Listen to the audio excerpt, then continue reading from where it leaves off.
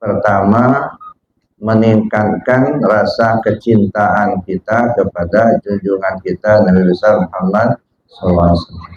Itu yang pertama. Meningkatkan keimanan kita. Tadi juga sudah disebutkan peringatan ini supaya dapat meningkatkan keimanan kita. Kemudian yang kedua, hal ata 'alal insani hinun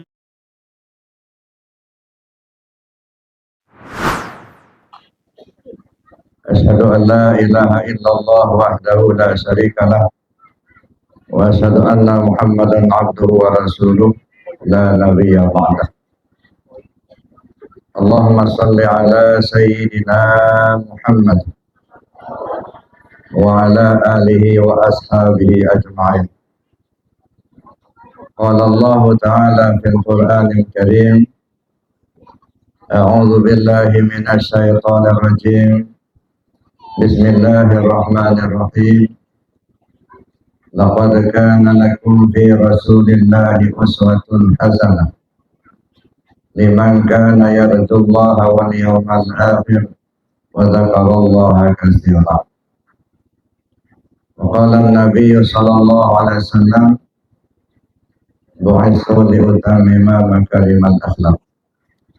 Sadaqallahul azim wa sadaqa rasuluhun nabiyyul karim wa nahnu ala dzalika minasyahidin wa syakirin walhamdulillahi rabbil alamin. Yang saya hormati Bapak Kepala Desa Sindang Garut, Bapak Yan Solo Irawan, alhamdulillah beliau hadir pada kesempatan ini. Dan yang saya hormati Bapak Kepala KUA Kecamatan W5, dan yang saya hormati Bapak PPN Desa Sindang Garut, juga yang saya hormati Bapak Ustadz Nanang, pimpinan Pondok Pesantren Al-Ibtidah, juga yang saya hormati Bapak Sahri, juga pimpinan Pondok Pesantren Raudhatul Atfal. Bapak-bapak, para alim ulama, para asatidz, serta bapak-bapak para sepuh, Bapak Ibu, para hadirin wal hadirat rahimakumullah. Alhamdulillah, bersyukur kita kepada Allah Subhanahu wa taala, di malam hari ini Allah takdirkan kita dapat bersama-sama hadir di majelis ini dalam rangka memperingati hari kelahiran junjungan kita Nabi besar Muhammad SAW. Mudah-mudahan kehadiran kita dalam majelis ini akan mendapatkan keberkahan dari Allah Subhanahu wa taala. Yang sakit disembuhkan oleh Allah, yang ada hajatnya dikabulkan oleh Allah. Begitu juga keluarga kita yang sudah berpulang ke rahmatullah di mana saja berada. Semoga semua mereka diampunkan Allah segala dosanya, dilapangkan di alam kuburnya. Ala hadiniyah bisyafaati Rasulillah SAW wa bi karamati sultan awliya Syaikhul Qadir Jalani qaddasallahu sirrahu wa bi karamati Syaikhul Qaram Syaikhullah Mubarak bin Muhammad wa bi karamati Syaikhul Qaram sama sahibul lafat tajul alih. Allahumma ya qadil hajat, Allahumma ya kafiyal muhimmat, Allahumma ya dafil baliyat, Allahumma ya rafi'ad darajat, Allahumma ya syafil amrad, Allahumma ya mujibat da'wat, Allahumma ya arhamar rahimin, irhamna bi barakati rahmatika ya arhamar rahimin bi barakati al-Fatihah. A'udzu billahi minasyaitonir rajim. Bismillahirrahmanirrahim. Alhamdulillahi rabbil alamin, arrahmanir rahim, maliki yaumiddin. Iyyaka na'budu wa iyyaka nasta'in, shiratal mustaqim, shiratal ladzina an'amta 'alaihim ghairil maghdubi 'alaihim waladdallin.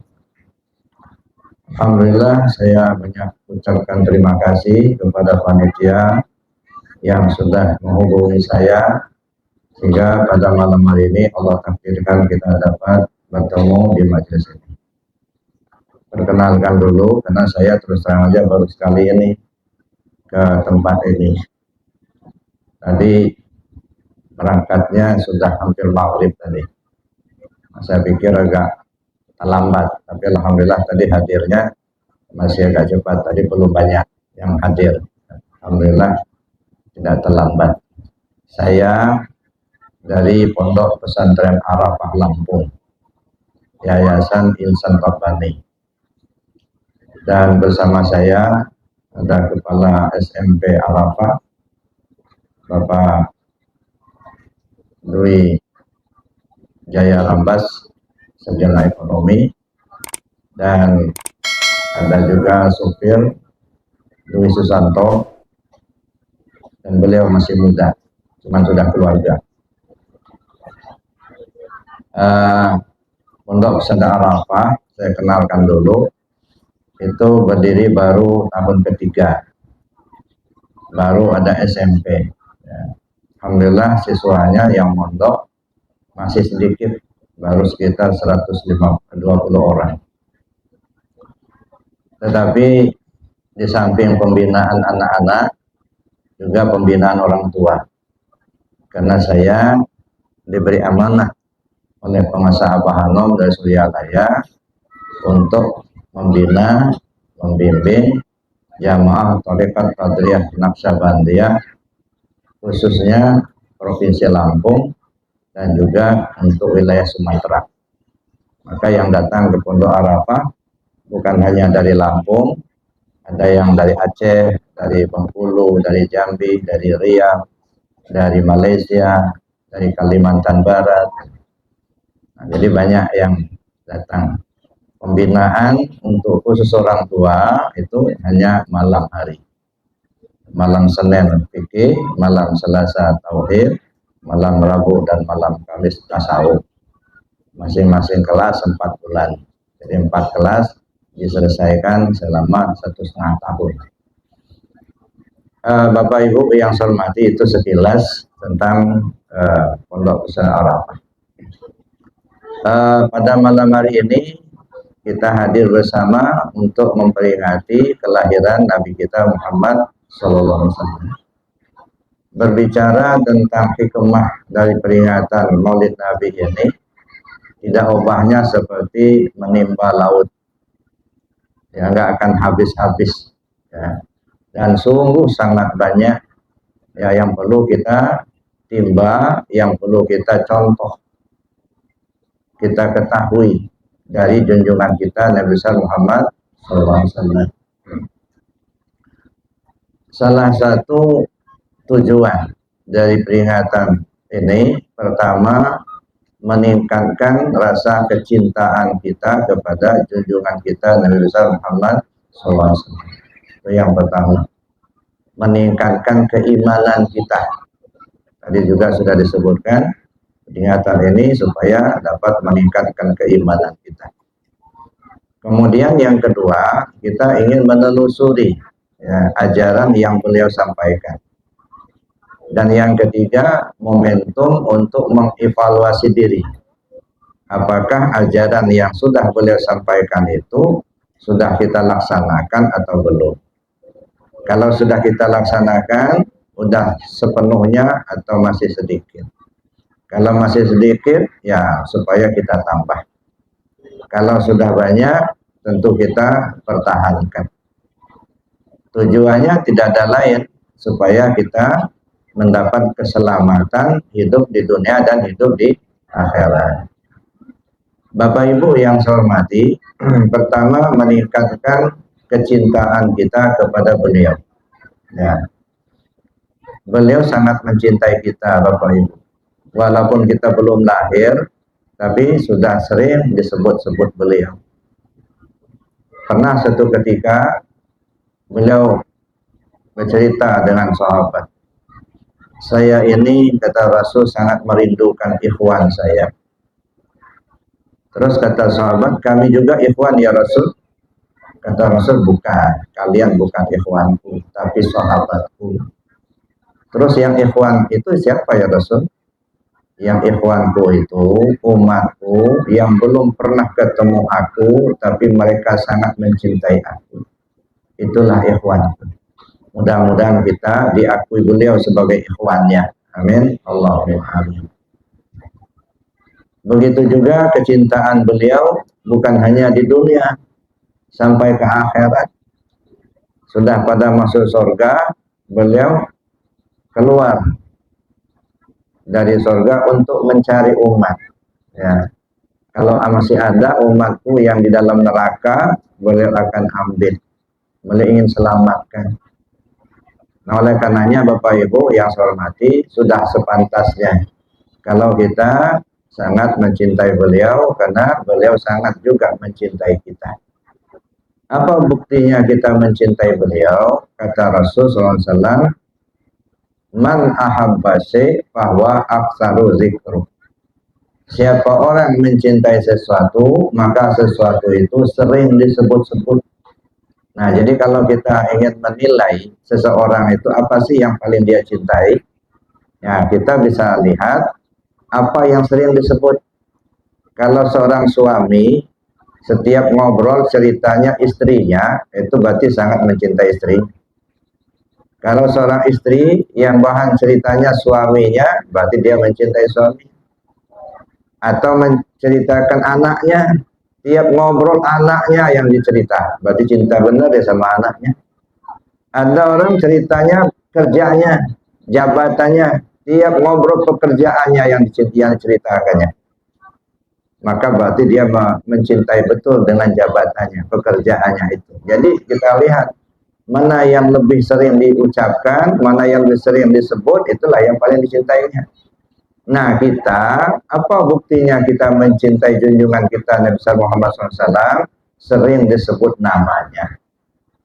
Menyebut nama Nabi tentu artinya kita banyak membaca sholawat. Ya, banyak-banyak kita bersolawat kepada Rasul. Walaupun kita ada di Sindang Garut, mengucapkan sholawat kepada beliau, insya Allah beliau pun tahu kalau kita bersolawat kepadanya. Nah, karena itu Bapak Ibu yang saya hormati, kita berusaha semampunya kita untuk banyak-banyak membaca sholawat untuk beliau. Mudah-mudahan kita diakui beliau sebagai umatnya, dan insya Allah kita mendapatkan syafaatnya di hari akhir nanti. Begitu juga kalau kita mencintai Allah. Ya. Kalau kita mencintai Allah, tentu nama Allah kita banyak sebut. Artinya banyak berzikir. Nah, selalu zikir.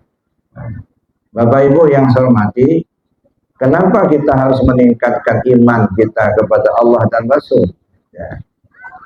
Karena iman ini kan ada tingkatan-tingkatan. Ada namanya iman mubtadi. Ada namanya iman mutawassit. Ada iman muntahi. Ya, jadi ada tingkatan iman. Ada iman mubtadi, ada iman mutawassit, ada iman yang muntahi. Kalau iman mubtadi, percaya saja kita kepada Allah dan Rasul, itu sudah iman. Makanya orang kalau mau masuk Islam itu global saja. Anda percaya Allah sebagai Tuhanmu, percaya. Anda percaya Nabi Muhammad Rasulullah, percaya, sudah ucap syahadat. Itu iman mubtadi, percaya bahwa Allah itu melihat, Allah mendengar, Allah itu kuasa. Percaya kalau Nabi Muhammad SAW adalah Rasulullah, sudah iman. Tetapi untuk meningkat lebih jauh tentu harus kita iman secara mutawassit. Iman mutawassit itu tidak hanya sekedar percaya Allah itu melihat, tetapi merasa dilihat Allah, merasa didengar Allah, merasa bersama Allah. Jadi kalau hanya percaya Allah melihat, percaya Allah mendengar, percaya Allah itu ada, itu baru dasar. Ya. Nah, harus kita tingkatkan. Bukan hanya percaya Allah melihat, tapi merasa dilihat Allah, merasa didengar Allah, merasa bersama Allah. Itu tingkat yang kedua atau disebut yang iman mutawasil. Ada iman muntahi, kita bukan lagi percaya Allah melihat dan bukan hanya merasa dilihat Allah, bukan hanya sekedar percaya Allah mendengar dan bukan hanya sekedar merasa didengar Allah, bukan hanya percaya Allah itu ada dan bukan hanya percaya bersama Allah, tapi merasakan ketiadaan diri kita. Yang ada hanya Allah. Nah, sehingga timbullah ya iman yang lebih jauh atau lebih tinggi. Nah, kita ingin ke sana. Jadi meningkatkan iman. Sekarang kita cek iman kita masih di mana. Ya, iman kita itu apakah masih di awal di muqtadi atau sudah ke mutawasid atau sudah ke muntah. Nah, sedikit demi sedikit harus kita tingkatkan. Bapak Ibu yang saya hormati, tidak sempurna iman salah seorang kamu sebelum kamu memahami 66 cabang iman. Nah, jadi belum sempurna iman kita kalau belum kita paham 66 cabang iman. Mana yang 66 cabang iman? 20 sifat wajib bagi Allah, 20 sifat mustahil bagi Allah, 21 sifat jaiz bagi Allah, 9 sifat aqaid kita kepada Allah. Jadi 20 tambah 20 40 tambah 1 41 tambah 9 aqaid jadi 50. Nah, yang 50 ini terhimpunlah dia dalam kalimat la ilaha illallah. Lalu iman kita kepada Rasul, tahu kita sifat wajib bagi Rasul 4, sifat mustahil bagi Rasul ada 4, sifat jaiz bagi Rasul itu ada 1, aqaidnya 1, jadi 10, tambah 6 rukun iman menjadi 16. 16 ini ya terhimpun di dalam kalimat Muhammad Rasulullah. Jadi 66. Jadi terhimpun dalam kalimat la ilaha illallah Muhammad Rasulullah. Nah, ini harus kita tingkatkan. Maka Bapak Ibu yang saya hormati, momentum peringatan Maulid Nabi ini supaya meningkatkan iman kita tadi. Jangan sampai kita hanya sekedar seremonial, ya, datang tahun peringatan. Bahkan mungkin bulan ini saja sudah seringkali ya ikuti peringatan Maulid Nabi, ya. Tapi apa sih yang kita ingin capai dari peringatan itu? Ya, supaya kita ada kesan ya yang ingin kita tingkatkan, yang ingin kita ikuti.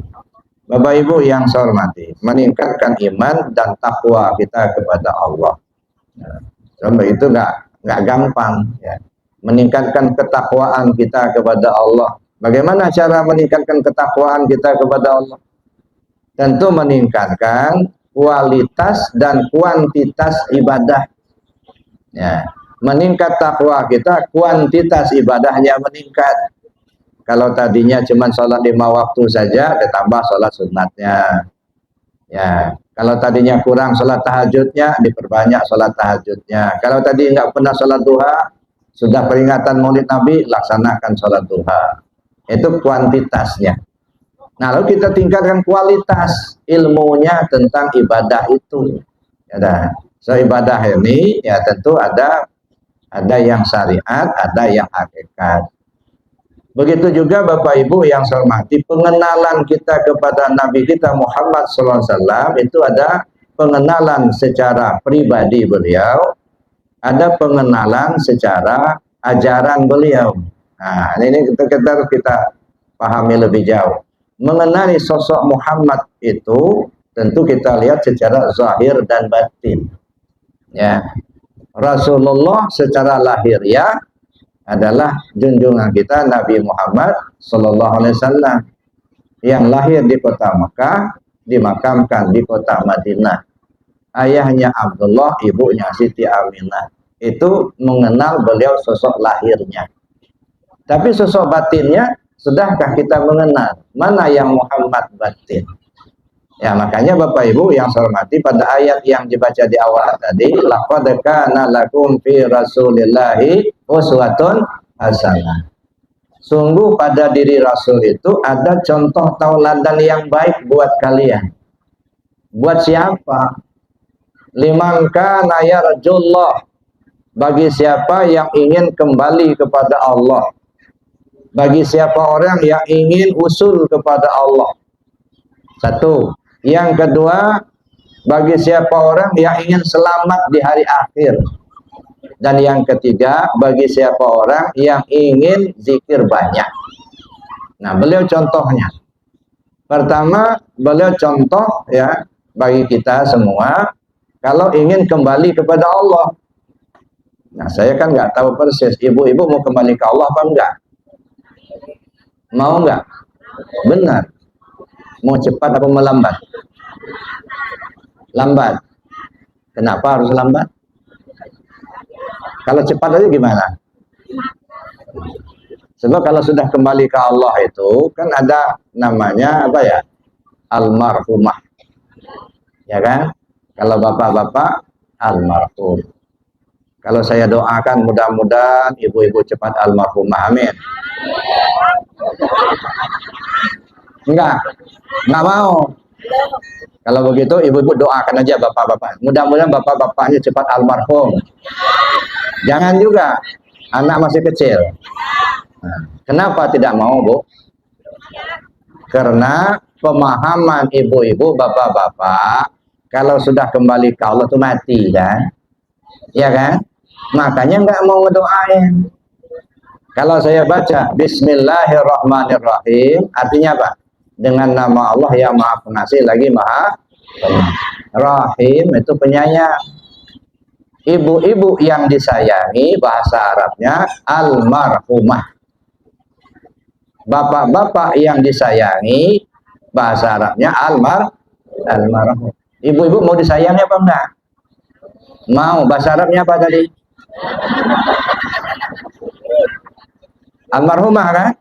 Makanya didoakan biar cepat almarhumah. Amin.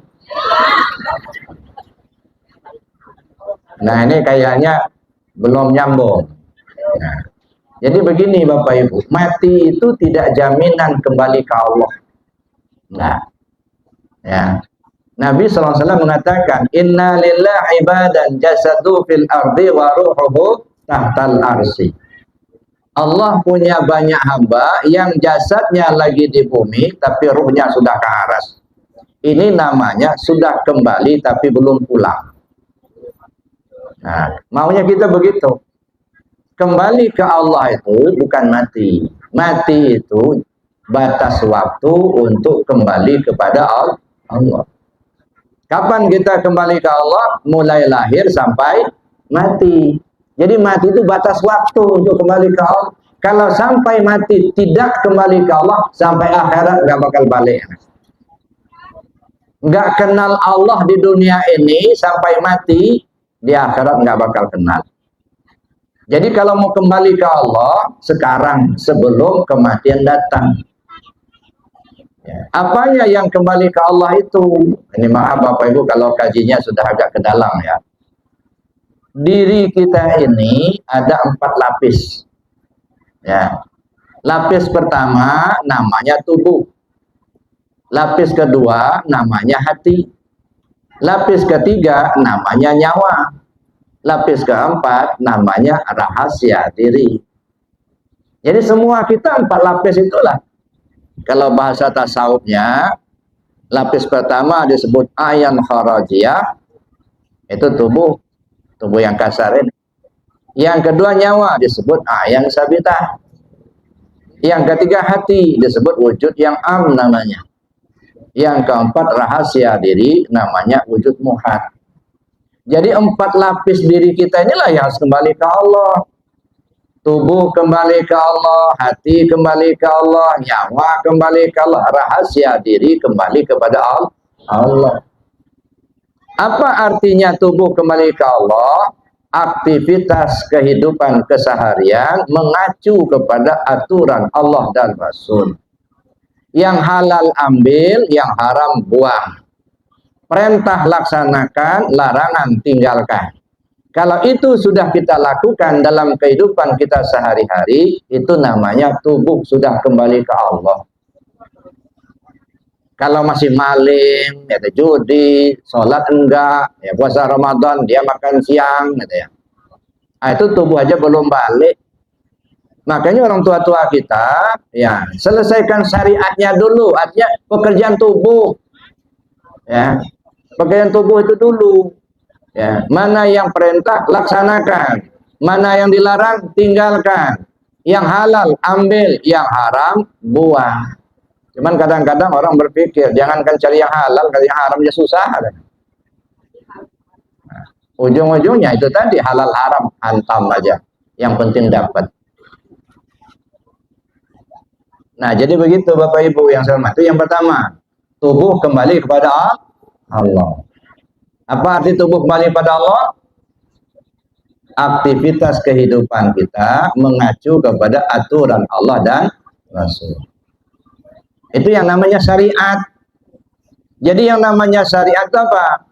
Pekerjaan dan perkataan. Maka ruang lingkup syariat, semua ucapan dan perbuatan itu syariat semua.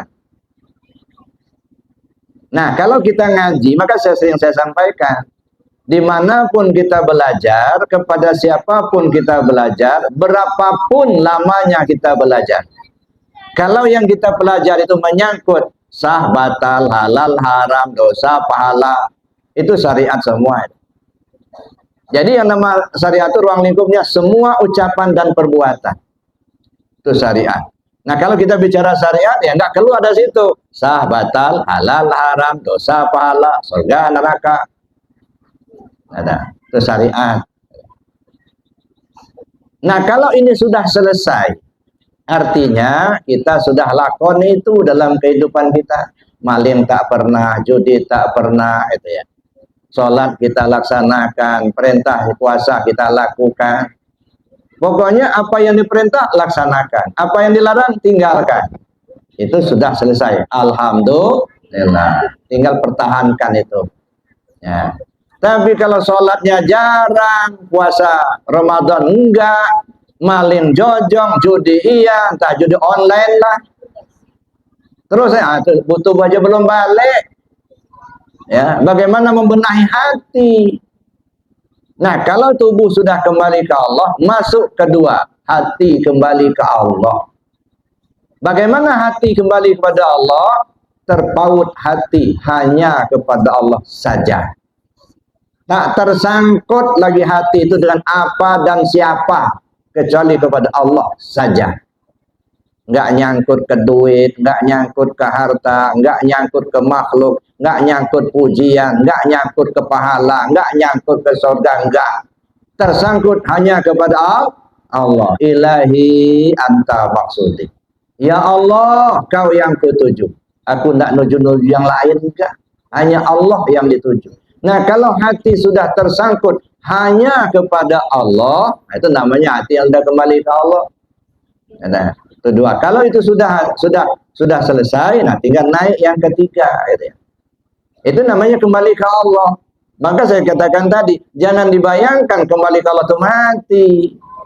Gitu. Mati itu ajal, batas waktu untuk kembali kepada Allah. Nah, mana bentuknya hati kembali ke Allah? Bapak Ibu yang saya hormati, saya pernah baca dalam satu riwayat. Satu sore, satu ketika, yaitu pagi lah, satu hari, datanglah kakek-kakek menemui Sayyidina Ali karramallahu wajhah. Ya, kita ngobrol lah di ruang tamu. Ali, ya kek, gini, dulu kakek waktu masih muda, itu sering bawa barang dagangan sama ayah kamu sampai keluar kota. Jadi pada suatu ketika kakek ini kehabisan modal. Di kakek pinjamlah uang ayahmu, tapi sampai ayahmu meninggal, utang saya itu belum kebayar. Alhamdulillah, sekarang Allah kasih rezeki, saya bawa duitnya, mau bayar utang saya sama ayah kamu dulu. Dikeluarkanlah satu ikat, ya, satu ikat uang itu. Nah, nggak tahu persis nilainya berapa, tapi ya banyak. Ya taruhlah, ya diperkirakan sekitar 50-an juta lah. Ya, kalau dikuangkan 50 juta. Nah, sudah selesai, pulanglah si kakek tadi. Lalu kemudian Sayyidina Ali tanya sama Bunda Fatimah, istri beliau, Masak apa hari ini? Belum masak apa-apa. Kata beliau, belum ada yang dimasak. Kata Sayyidina Ali, ya sudah, kalau begitu saya ke pasar, nanti kita belanja, kita beli ya yang mau dimasak hari ini. Berangkatlah Sayyidina Ali ke pasar, dalalahnya uang sekepok itu dibawa semua, masih terikat. Di perjalanan, ya, ada orang minta-minta pengemis. Oleh Sayyidina Ali dikeluarkan, karena masih terikat, dikeluarkan, dicabut satu lembar, dikasihkan. Si kakek itu, si peminta-minta itu nggak mau. Saya nggak mau satu lembar, saya kepingin semuanya. Semua ini, ya, ya sudah, kata Sayyidina Ali, kasihkan semua. Sekepok itu kasihkan semua. 50 juta. Pergilah ke pasar, sudah nggak bawa duit lagi. Sudah selesai di pasar, pulang. Sampai di rumah, kata Siti Fatimah, mana oleh-olehnya? Nggak jadi belanja.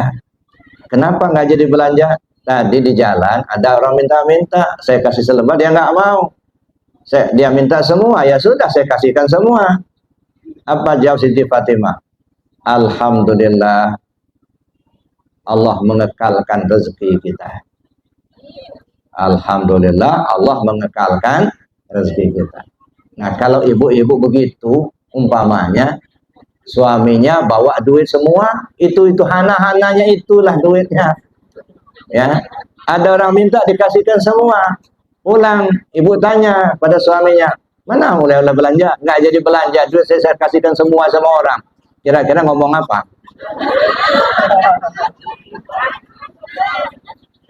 Tolol lah. Ya. Macam-macam lah. Mungkin perang Timur Tengah. Nah, tapi Siti Fatimah, alhamdulillah, ya Allah mengekalkan rezeki kita. Tak tersangkut di hati. Makanya tidak gampang Bapak Ibu untuk menghilangkan ketersangkutan hati itu. Ya, bagaimana caranya menghilangkan ketersangkutan hati? Likulli syai'in siqalah wa siqalatul qalbi zikrullah. Segala sesuatu ada alat pembersih hati, zikir kepada Allah. Salat zikir, puasa zikir, baca Quran zikir, tasbih zikir, tahlil zikir. Dari sekian banyak model zikir, afdalul zikir fa'lam annahu la ilaha illallah. Nah, maka kita amalkan zikir la ilaha illallah. Jadidu imanakum, kata Nabi. Perbaharui iman kalian. Kaifa nujaddidu imanana ya Rasulullah, kata sahabat. Bagaimana caranya ya Rasul kami perbarui iman kami? Apa jawab Nabi? Faksiru bidzikri la ilaha illallah. Cara memperbarui iman, banyak-banyak nyebut la ilaha illallah. Nah, kenapa harus banyak-banyak nyebut la ilaha illallah? Supaya lidah kita terbiasa. Kalau sudah terbiasa, insya Allah mau meninggal nanti dengan kalimat la ilaha illallah. Man qala la ilaha illa akhiru kalami dakhalal jannah. Siapa orang yang akhir kalamnya la ilaha illallah, dia masuk surga. Ibu-ibu mau masuk surga apa enggak? Nah, berarti harus banyak-banyak sebut la ilaha illallah. Nah, zikir dengan kalimat la ilaha illallah. Zikir la ilaha illallah itu membersihkan hati. Ya, membersihkan hati kita supaya tidak iri, tidak dengki, tidak hasud, ya, tidak hubul mal, tidak hubul jah, tidak materialistis, gitu ya. Karena sudah terkikis, ya. Cuman untuk menyebut kalimat la ilaha illallah itu mesti kita pelajari dulu, ya. Kan sering kita sebut, ya, afdalul dzikir fa'lam annahu la ilaha illallah. Zikir yang paling afdal, fa'lam, ketahuilah. Kalau ketahuilah, berarti berilmu dulu, Pak. Ya, bagaimana kita tahu kalau nggak ada ilmunya? Ya, jadi kalau kita katakan afdalul dzikir fa'lam annahu la ilaha illallah, artinya apa? Seafdal zikir, ketahuilah yang afdal zikir itu kalimat la ilaha illallah. Kalimat terafdalnya la ilaha illallah. Cuman kitanya mendapat afdalnya kapan? Setelah fa'lam. Fa'lam itu apa? Ketahuilah. Ketahuilah apa? Belajarlah supaya tahu. Jadi berilmulah tentang la ilaha illallah itu dulu. Berilmu tentang la ilaha dalam ilmu syariat. Berilmu tentang la ilaha dalam ilmu tarekat. berilmu tentang la ilaha dalam ilmu hakikat, berilmu tentang la ilaha dalam ilmu ma'rifat. Nah, baru kita dapat afdolnya. Jadi Bapak Ibu yang saya hormati, nah itu untuk meningkatkan iman. Nah, kata Nabi, meningkatkan iman banyak-banyak menyebut kalimat la ilaha illallah. Cuman kita berzikir la ilaha itu ada dua model. Ada namanya zikir hasanat, ada namanya zikir darajat. Kalau zikir hasanat, asal nyebut la ilaha illallah itu sudah berpahala. Misalnya bapak-bapak, ibunya lagi ke pasar, gendong anak masih kecil misalnya, gitu ya. Daripada nyanyi cerailah kasih bercerai sayang, mendingan la ilaha illallah, la ilaha illallah. Anaknya tertidur, bapaknya dapat pahala. Nah, jadi artinya zikir la ilaha dalam zikir hasanat. Tapi untuk meningkatkan derajat kita di hadapan Allah itu tidak cukup. Harus dengan darajat.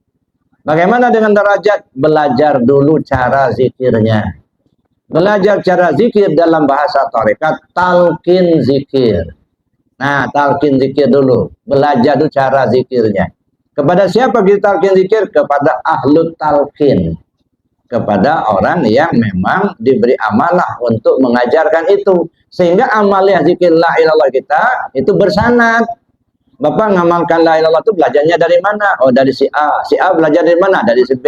Si B belajar dari mana? Dari si C. Terus sampai kepada junjungan kita Nabi besar Muhammad SAW. Ini namanya zikir yang punya sanad. Zikir yang bersanad. Jadi bukan zikir la ilallah itu hanya dengar-dengar aja.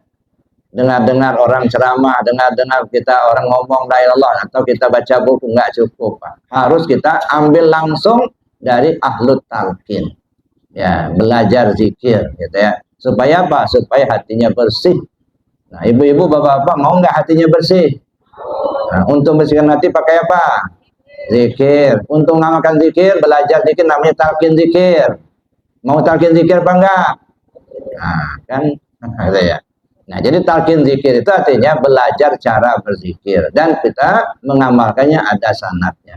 Jadi Bapak Ibu yang saya hormati itu meningkatkan iman kita kepada Allah Subhanahu wa taala dan iman kita kepada Rasul sallallahu alaihi wasallam. Makanya Bapak Ibu tadi di dalam ayat Allah jelaskan ya, laqad kana lakum fi rasulillahi uswatun hasanah. Jadi Nabi itu contoh tauladan yang baik. Bagi siapa? Bagi orang yang ingin kembali kepada Allah. Nah, bagaimana Rasul itu mencontohkan? Nah, itu kita tiru. Bagaimana boleh mempraktekkan, kita ikuti. Apa yang kita contoh dari Rasul? Paling tidak 9 poin. Nah, coba kita sama-sama dulu ya. Mudah-mudahan kita diberi petunjuk oleh Allah. Bismillahirrahmanirrahim. Allahumma rzuqna mutaba'atan nabiyyina Muhammadin sallallahu alaihi wasallam awalan akhiran zahiran batinan qawlan fi'lan ta'atan ibadatan amalan solehah. Itu 9 poin yang perlu kita contoh dari Rasul.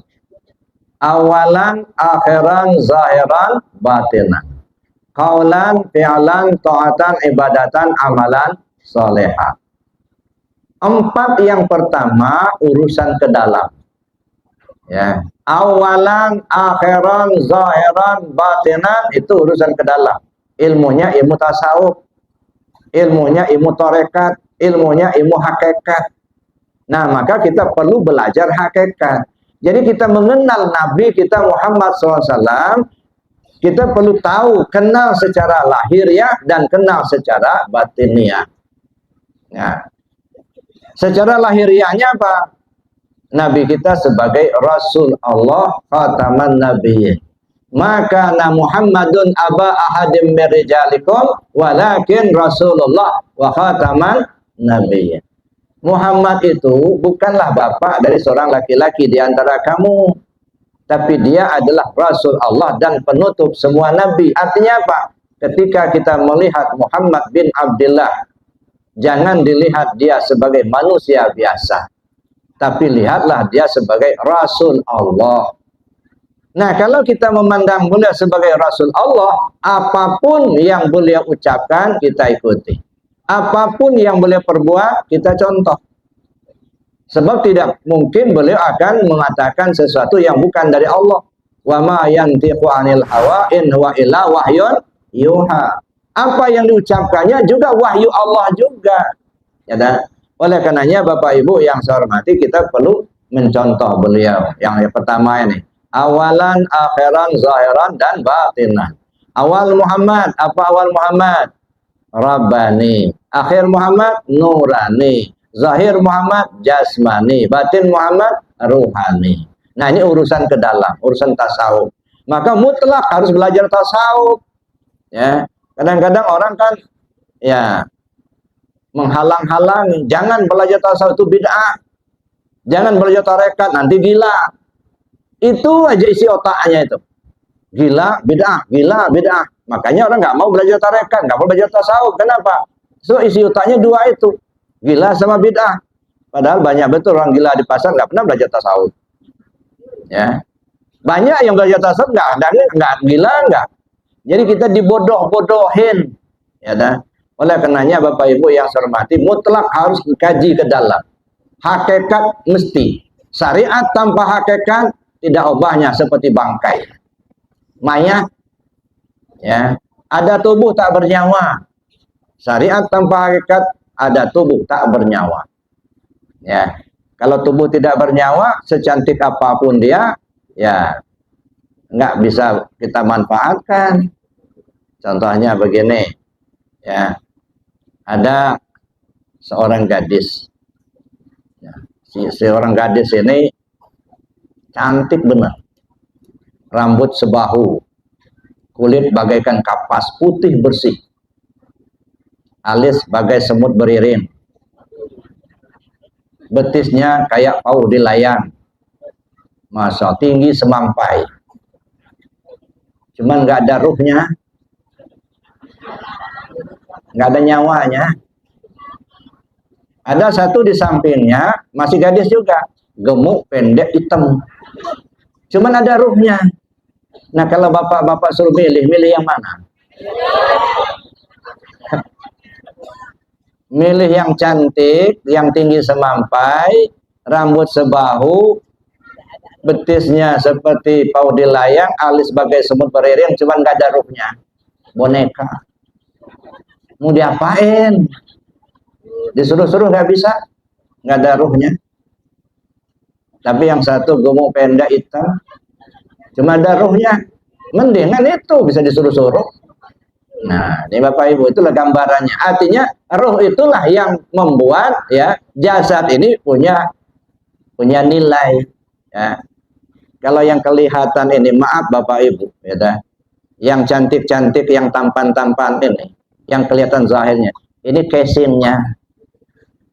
Nah, ini casing. Jangan kita terlena, sangkar. Bukan diri kita yang sebenarnya.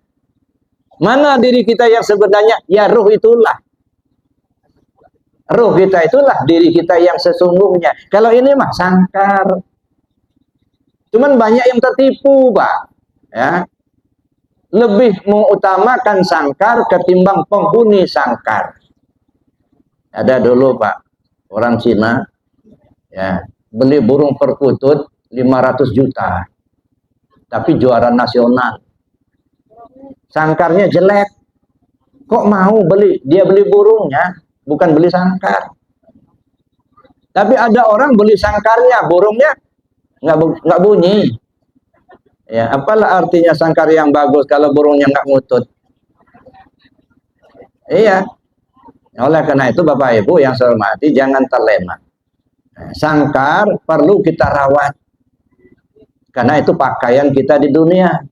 Tapi jangan lupa, ya, yang bertanggung jawab langsung kepada Allah itulah ruh kita itu. Ya, dialah yang merasakan susah senangnya dalam perjalanan hidupnya.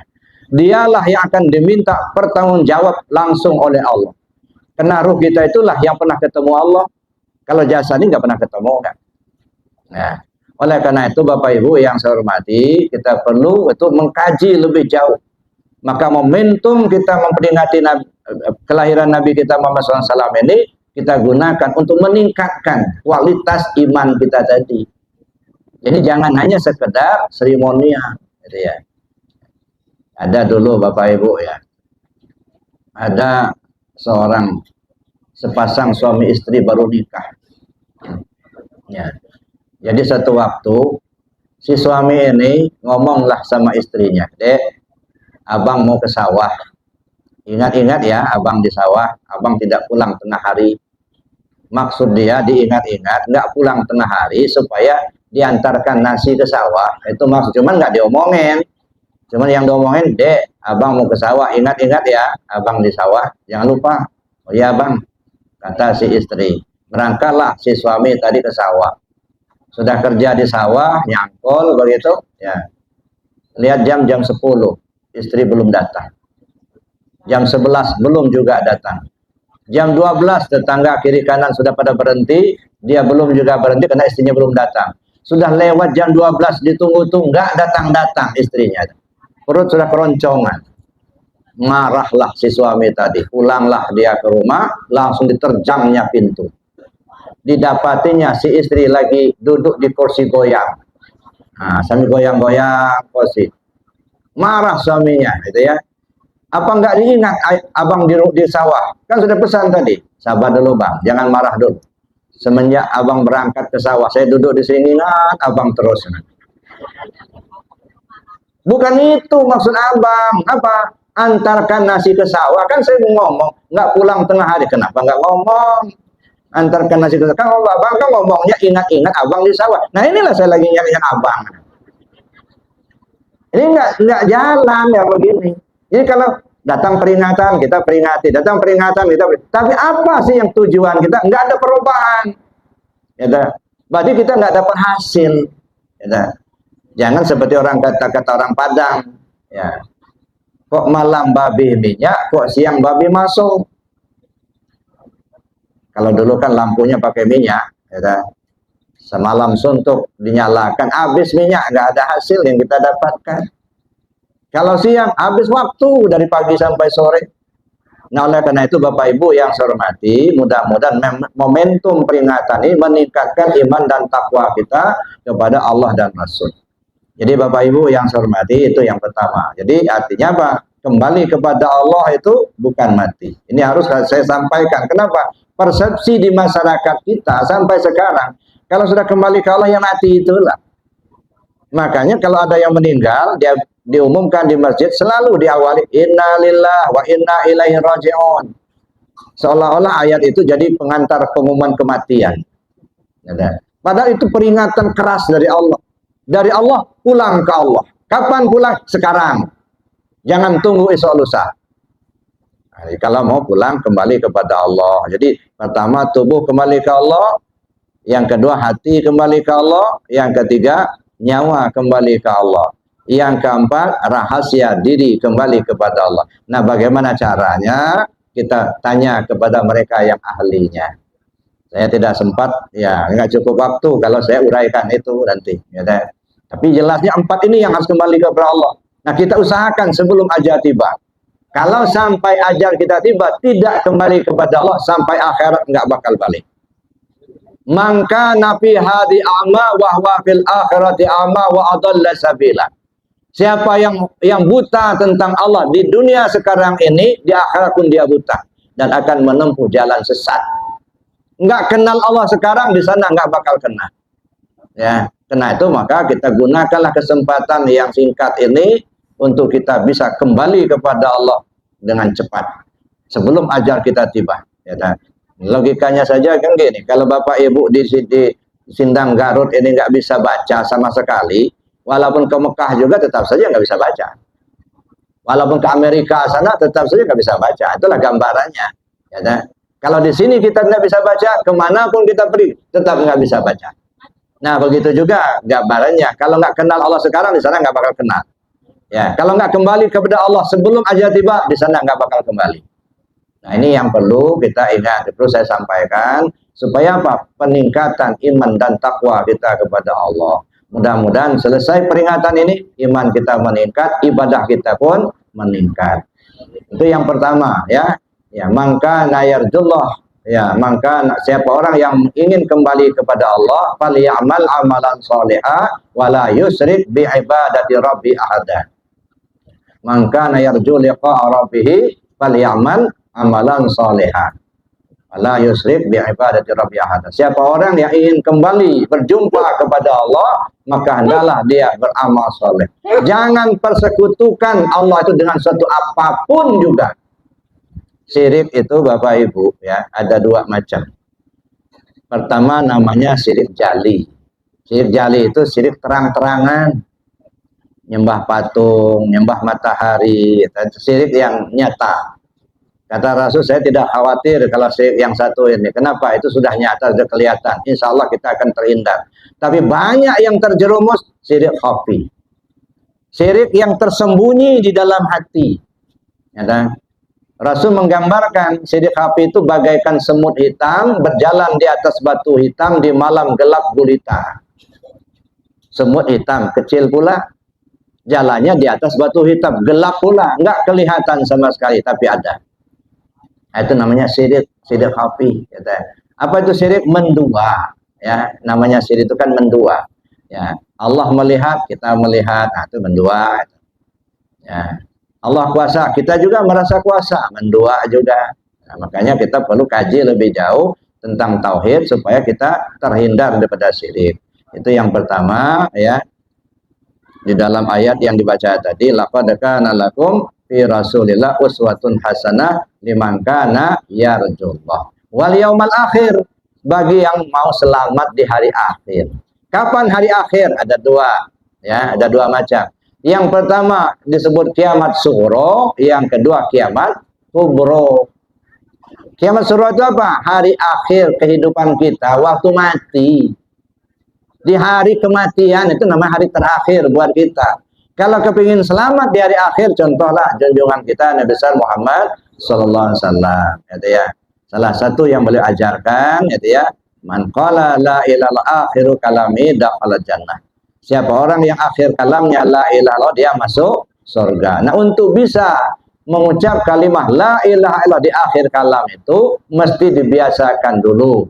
Kenapa? Karena kata Nabi, matan nas bima ya'isubih. Manusia mati sesuai kebiasaan. Jadi kalau lidahnya sudah biasa nyebut la ilaha illallah, insya Allah ketika akan meninggal nanti nyebut kalimat la ilaha illallah. Jadi kalau kepingin selamat di hari akhir, banyak-banyak sebut zikir la ilaha illallah. Tapi menyebut la ilaha illallah itu juga bukan hanya sekedar nyebut kalimat, Bapak Ibu, gitu ya. Nah, kita perlu pahami juga isinya, ya kan?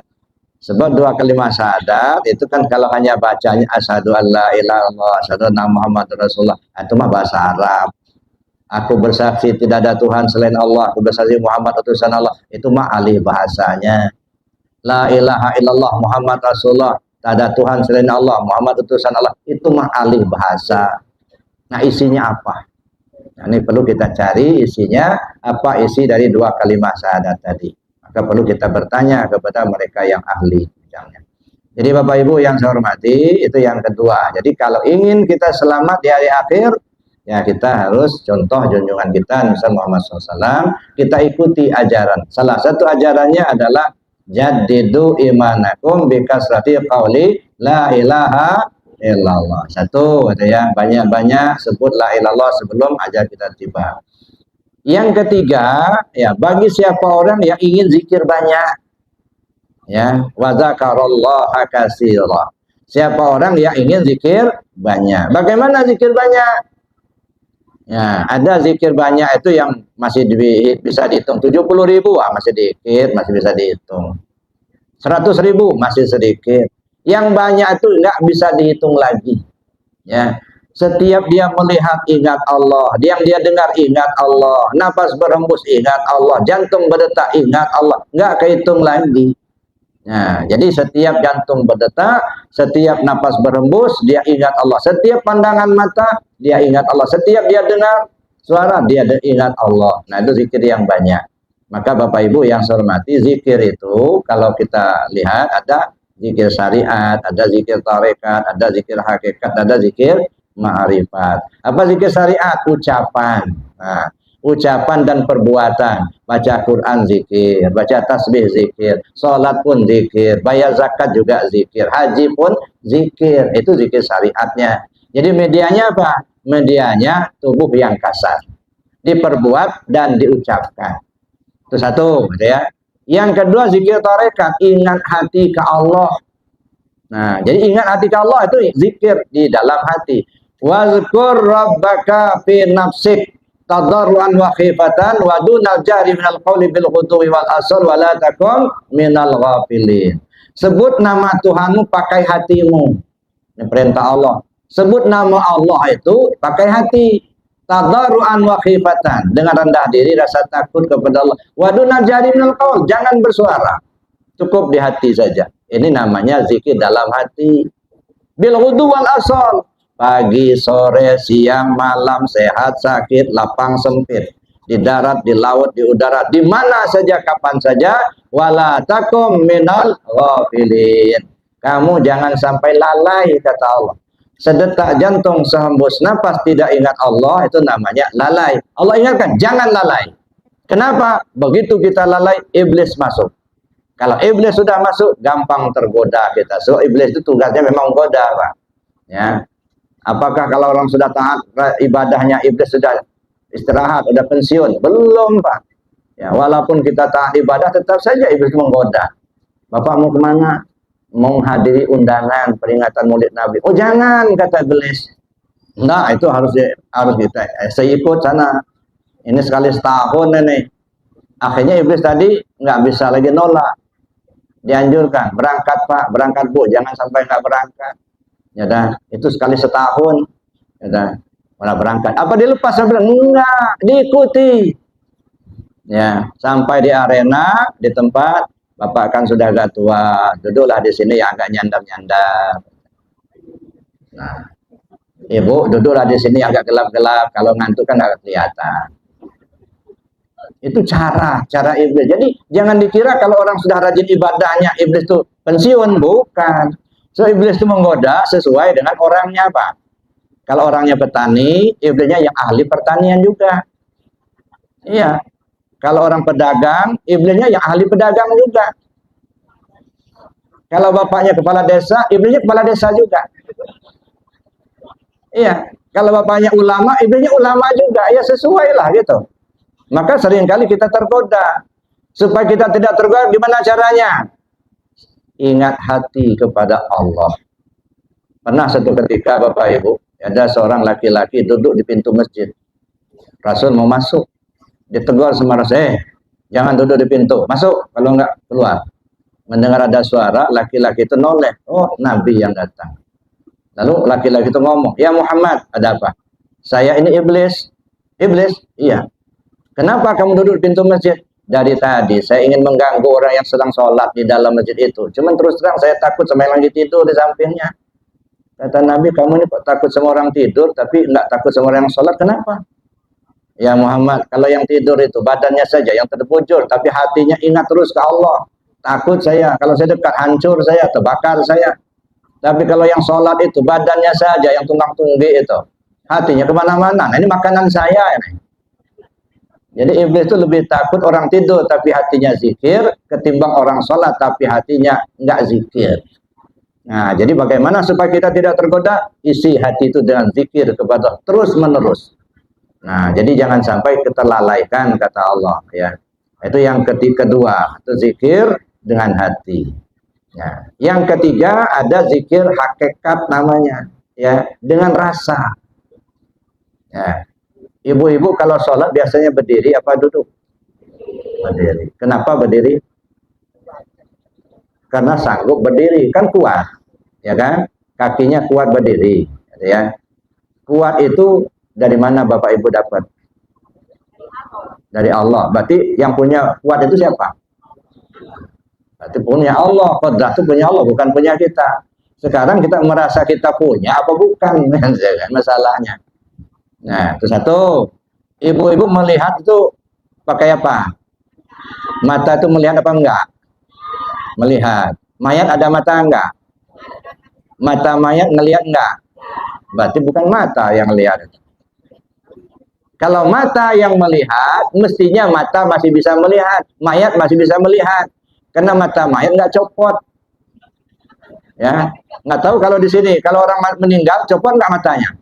Ya nggak, masih utuh kan? Tapi ngelihat nggak mata mayat? Berarti bukan mata yang melihat itu. Yang melihat itu ruhnya. Ya, ruh itu pun nggak melihat. Yang melihat itu basar Allah. Ya, kata kita mendengar pakai telinga. Apa telinga kita mendengar? Enggak. Telinga itu tidak mendengar. Yang mendengar itu samanya Allah. Berarti yang mendengar itu Allah, bukan punya kita. Nah sekarang di zikir hakikat, merasa kita apa bukan ketika sholat itu? Nah kalau kita masih merasa kita yang sholat, berarti kita belum masuk ke zikir hakikat. Nah kita tanyalah kepada mereka yang ahlinya, supaya kita jangan terus menerus sampai meninggal kita nggak paham itu, gitu ya. Ya, merasa kitalah yang kuasa, kitalah yang berilmu, kitalah yang pintar, kitalah yang melihat, kitalah yang mendengar. Ujung-ujungnya kita nggak kenal Allah. Padahal kita ini sebenarnya tidak punya kemampuan apa-apa. Kalau orang azan, hayya 'ala shalah, jawabnya apa? La haula wala quwata illa billah. Artinya apa? Tidak ada daya, tidak ada upaya, melainkan dengan Allah. Tidak ada kemauan, tidak ada kemampuan. Tidak ada kemampuan kita untuk melaksanakan perintah Allah, tidak ada kemampuan untuk meninggalkan larangan Allah, melainkan dengan Allah. Melaksanakan perintah gerak, ya, melaksanakan perintah gerak, meninggalkan larangan diam. Berarti tidak ada kemampuan kita bergerak dan diam, melainkan dengan Allah. Nah, bagaimana kok kita yang merasa kita yang berbuat, merasa kita yang berilmu, merasa kita yang kuasa? Nah, itu maka masuk ke zikir hakikat tadi. Lagi-lagi kita perlu tanya kepada mereka yang ahlinya. Ya. Jadi masih banyak yang perlu kita ketahui dari ajaran Rasulullah SAW. Ya, jadi jangan sampai kita kehilangan momentum. Masuk ke zikir ma'rifat, tidak ada huruf yang akan disusun, tiada kata yang akan dirangkai, tiada kalam yang akan disebut. Nah, enggak nyebut-nyebut lagi. Nah, itu orang yang zikir ma'rifat. Medianya apa? Pandang. Nah, itu beda-beda Bapak Ibu. Kalau zikir syariat medianya ucapan dan perbuatan, zikir tarekat ingat hati kepada Allah, zikir hakikat dirasa, zikir ma'rifat dipandang. Nah, bagaimana caranya? Lagi-lagi tanya kepada mereka yang ahlinya. Saya menyampaikan ini supaya kita mencari lebih jauh. Kita jangan terlena, ya kan? Sebab apa? Kadang-kadang kita terlena, Bapak Ibu. Ya, dulu pernah ya di satu tempat saya tinggal di situ. Tiap malam Jumat pengajian, baca Yasin, makan kue, ngobrol ngalor ngidul sampai jam 12 malam. Ya. Nah, akhirnya saya ngomong sama pengurus, Pak, kalau betul kita ngaji, kita harus pilah dulu. Kita ngaji apa? Ngaji syariat, ngaji tarekat, ngaji hakikat, apa ngaji ma'rifat. Jangan sampai kita habis umur, habis waktu kita, tapi yang dituju nggak tercapai. Pernah dulu Bapak, saya diundang untuk ceramah, ya teh. Jadi protokolnya bilang, Pak Ustadz, alhamdulillah pengajian kita ini sudah berjalan 8.889 kali. Setiap hari Ahad kita pengajian, nggak pernah libur. Ya jamaahnya ya inilah jamaahnya, cuman alhamdulillah gurunya ganti-ganti. Hitung-hitung 8.889 kali, 10 tahun itu. Nggak pernah absen, nggak pernah libur, setiap hari Minggu ngaji. Yang jamaahnya ya itu, gurunya ganti-ganti. Kebayang saya udah ngelotok kering urusan agama. 10 tahun ngaji. Nah begitu saya dikasih kesempatan, saya bilang, Bapak Ibu, tadi Bapak protokol bilang, bahwa kita ini sudah ngajinya lama, 8.889 kali, hitung-hitung sudah 10 tahun lebih. Ya, berarti kan ilmu agama sudah ngelotok kering lah gitu. Saya bingung juga menyampaikan apa, saya bilang. Nah, saya mau mulai dari bawah aja. Saya mau tanya dulu, saya bilang waktu itu, ya kan, Bapak Ibu, rukun sholat ada berapa? Ada yang nyebutnya 20. Saya bilang kalau 20 tarawih itu. Ada yang nyebutnya 5, ada yang nyebutnya 6. Masya Allah. 10 tahun ngaji, rukun sholat nggak jelas. Yang dikaji apa? Nah ini yang saya maksudkan, jangan sampai habis waktu nggak sampai yang dituju. Bapak Ibu tadi sholat zuhur, saya bilang, ingat Allah nggak? Ingat. Apanya Allah yang diingat? Ada yang mengatakan namanya, ada yang mengatakan ayat-ayatnya. Kita disuruh ingat Allahnya apa ingat namanya? Ya, yang disuruh Allah ingat Allahnya. Aqimis sholata li dzikri. Kau sholat ingat aku, bukan ingat nama. Yang bernama itu siapa? Yang bernama Allah itu yang di mana? Ya, jadi yang kita ingat bukan nama. Nama itu sebutan. Disebut nama, ingat yang punya nama. Ini meja. Meja itu nama. Kalau saya kata tolong ambil meja, bukan ngambil tulisan meja. Mejanya betul, ini yang bernama meja itu. Jadi kalau kita ingat Allah, yang bernama Allah itu yang diingat. Tapi kalau kita nggak mengenalnya, cuma sebut namanya saja, nah inilah orang yang nggak kenal Allah. Pantasan dia nggak begitu takut sama Allah. Ibu-ibu nanti pulang, ya, umpama ini contoh, lampu mati, gelap. Lalu ada orang tanya, ibu mau kemana? Mau pulang. Waduh, hati-hati ibu, itu di jembatan ada kuntilanak. Kira-kira takut nggak? Nggak. Takut. Kebayang kuntilanak nyengir dia. Kata, hehehe, katanya. Rambutnya panjang. Kenapa Bapak Ibu takut disebut kuntilanak? Kenapa? Karena sudah kenal sama kuntilanak itu. Kenal betul sama kuntilanak itu. Kenapa kalau disebut Allah kok nggak takut loh?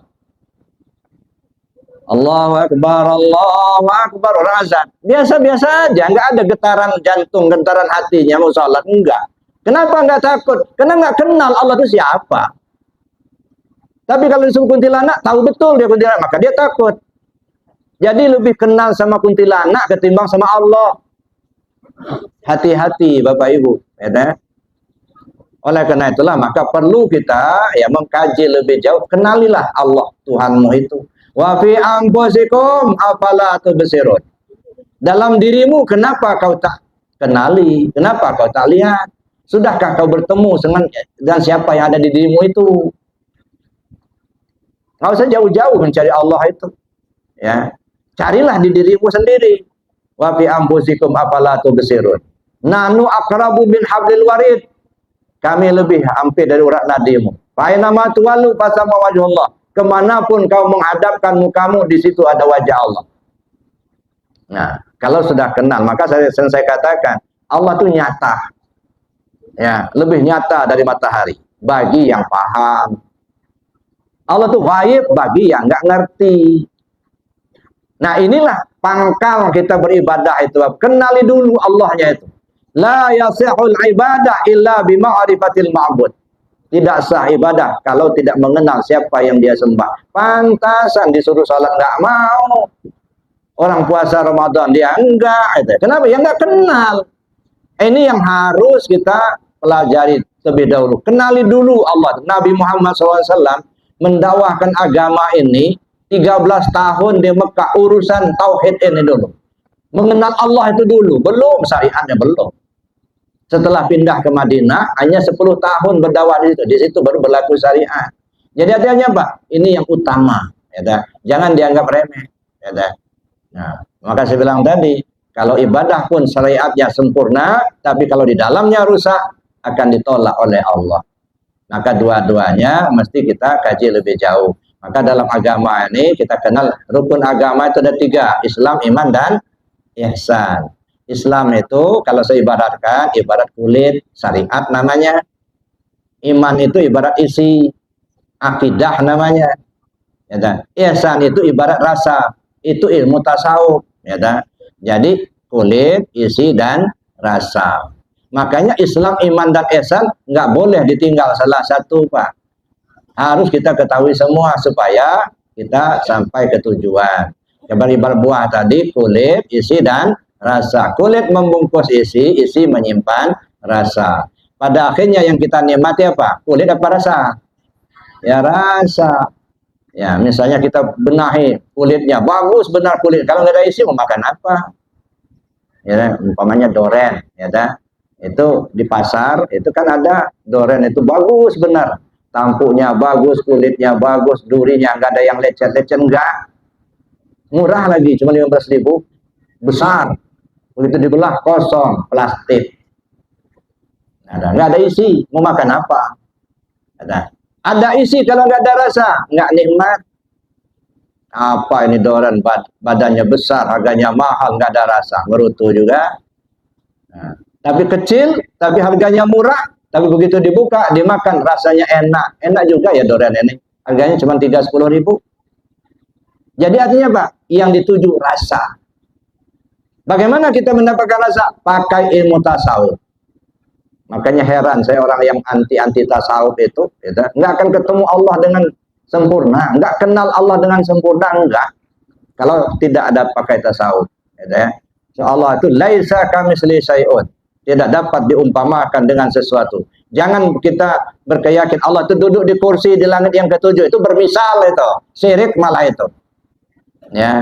Dan hati-hati, kadang-kadang kita kan lata, terserah sama yang di atas. Siapa yang di atas nggak ngerti pula. Yang cecak yang di atas. Ya. Apa sih susahnya terserah sama Allah begitu? Ini nggak terserah sama yang di atas. Ya, jadi ada dulu cerita Bapak Ibu ya. Jadi ada anak bujang pulang dari kota ya, libur sekolah. Rupanya di kampung itu ada pacarnya. Sore-sore santai-santai lah mereka di tepi kampung. Rupanya di tepi kampung itu ada kebun duku. Dukunya lagi lebat buahnya. Duduklah mereka di bawah pohon duku itu sambil nyandar di pohon duku itu. Nah, akhirnya si laki-laki itu, ini maaf Bapak Ibu, si laki-laki ngajak cewek itu berbuat mesum. Kata si perempuan tuh, jangan bang, itu dosa. Kalau itu mah terserah sama yang di atas katanya. Ternyata yang punya kebun lagi manjat duku di atas. Meki dia, nggak mau saya katanya. Kalian berbuat gua yang nanggung dosanya katanya. Itu akibat terserah sama yang di atas. Tadi lihat dulu siapa yang di atas. Nah, jadi jangan dibiasakan terserah sama di atas, terserah sama Allah gitu. Biasakan lidahnya nyebut nama Allah itu. Jadi Bapak Ibu yang saya hormati, nah, oleh karena itulah ya lisan kita biasakan menyebut nama Allah. Apapun sebutan-sebutan yang mungkin sudah terbiasa oleh kita, kalau kira-kira nggak ada maknanya ya udahlah tinggalin aja. Ada nggak? Ada. Misalnya jalan kita, kaki kita taruh trak astaga. Apa itu astaga? Cari dalam kamus nggak ketemu. Astaga. Mungkin zaman dulu kan nenek moyang kita itu dalam agama Hindu nyebut bahasa Arab itu nggak lurus Pak. Ya kan? Asalnya mungkin astaghfiruka. Ya kan? Tapi karena nggak lurus diganti astanaga. Nah, karena sekarang ini kita sudah lama beragama Islam ini. Buanglah istilah astanaga itu, ganti astaghfiruka atau astaghfirullah. Ada lagi ya kalau bahasa Lampung, seleh kidah. Apa nih? Bingung saya ini. Ya, seleh kidah. Cari-cari dalam kamus nggak boleh ada seleh kidah itu. Ya, mungkin ya. Saya nggak tahu persis, tapi mungkin zaman dulu lidah itu belum bisa nyebut bahasa Arab. Orang Arab nyebutnya subhanallah gitu. Tapi kena lidahnya nggak bisa, seleh kidah. Maka buang yang istilah seleh kidah itu. Ya, ganti subhanallah. Kita lurusin aja lah. Yang tidak bermanfaat nggak ada artinya, udah tinggalin aja lah. Nah, Bapak Ibu yang saya hormati, terakhir yang saya sampaikan, mudah-mudahan kita diberi Allah petunjuk sehingga kita bisa mengikuti ajaran junjungan kita Nabi besar Muhammad SAW. Mudah-mudahan kita semua diakui beliau sebagai umatnya. Insya Allah semua kita selamat dunia, selamat akhirat. Mudah-mudahan kita mendapatkan syafaat beliau di hari akhir. Amin. Allahumma amin. Al-Fatihah. A'udzubillahi minasyaitonir rajim. Bismillahirrahmanirrahim. Alhamdulillahirabbil alamin arrahmanirrahim maliki yaumiddin. Iyyaka na'budu wa iyyaka nasta'in. Shiratal mustaqim. Siratal ladzina an'amta 'alaihim ghairil maghdubi 'alaihim waladdallin. Amin ya Allah, amin ya mujibas sa'ilin. Bismillahirrahmanirrahim. Alhamdulillahirabbil alamin. Hamdan yu'affi ni'amahu wa yukafi mazidah. Ya Rabbana lakal hamdu kama yanbaghi lil jalali wajhikal karim wal 'azimi sultanik.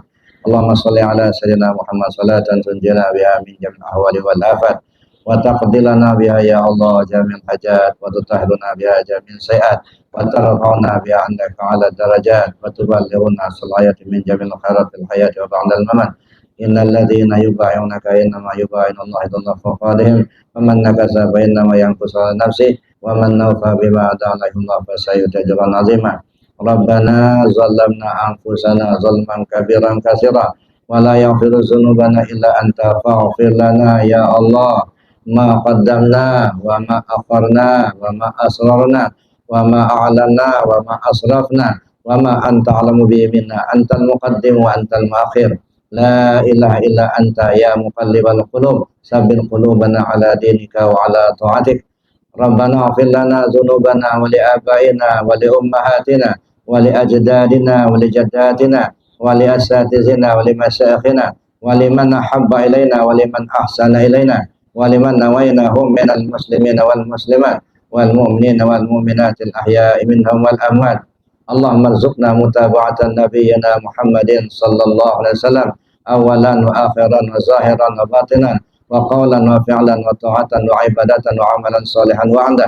Allahumma hina bi hayatil ulama wa amitna bi mautis syuhada wa sunna yaumal qiyamati fi zumratil awliya wa adkhilnal jannata ma'al anbiya alaihimus salam. Rabbana la tuzigh qulubana ba'da idh hadaitana wa hab lana min ladunka rahmah innaka antal wahhab. Allahumma ij'al jam'ana hadza jam'an marhuma wa tafarruqana min ba'di tafarruqan ma'suma. La ilaha illallah al-mawjud fi kulli zaman, la ilaha illallah al-ma'bud fi kulli makan, la ilaha illallah al-mazkur bi kulli lisan, la ilaha illallah al-ma'ruf bil ihsan, la ilaha illallah kulla yawmin huwa fisan, la ilaha illallah al-amanul aman min zawalil iman wa min fitnatis syaitan. Ya qadimal ihsan kam laka alaina minal ihsan, ihsanukal qadim ya hannan ya mannan ya rahim ya rahman ya ghafur ya ghafar. Ighfir lana warhamna bi rahmatika ya arhamar rahimin. Rabbana la tuzigh qulubana ba'da idh hadaitana wa hab lana min ladunka rahmah innaka antal wahhab. Rabbana atina fid dunya hasanah wa fil akhirati hasanatan wa qina adzabannar wa adkhilnal jannata ma'al abrar ya aziz ya ghafar ya rabbal alamin. Sallallahu ala sayyidina Muhammad wa ala alihi washabihi ajma'in. Subhana rabbika rabbil izzati amma yasifun wa salamun alal mursalin walhamdulillahi rabbil alamin. Al-Fatihah. A'udzu billahi minasyaitonir rajim. Bismillahirrahmanirrahim. Alhamdulillahi rabbil alamin arrahmanir rahim maliki yaumiddin. Iyyaka na'budu wa iyyaka nasta'in shiratal mustaqim shiratal ladzina an'amta 'alaihim ghairil maghdubi 'alaihim waladdallin. Demikian saja Bapak Ibu yang dapat saya sampaikan. Terima kasih atas perhatian dan kesabarannya. Mohon maaf atas kekurangannya. Billahi taufiq wal hidayah. Wassalamualaikum warahmatullahi wabarakatuh. هل أتى على الإنسان حين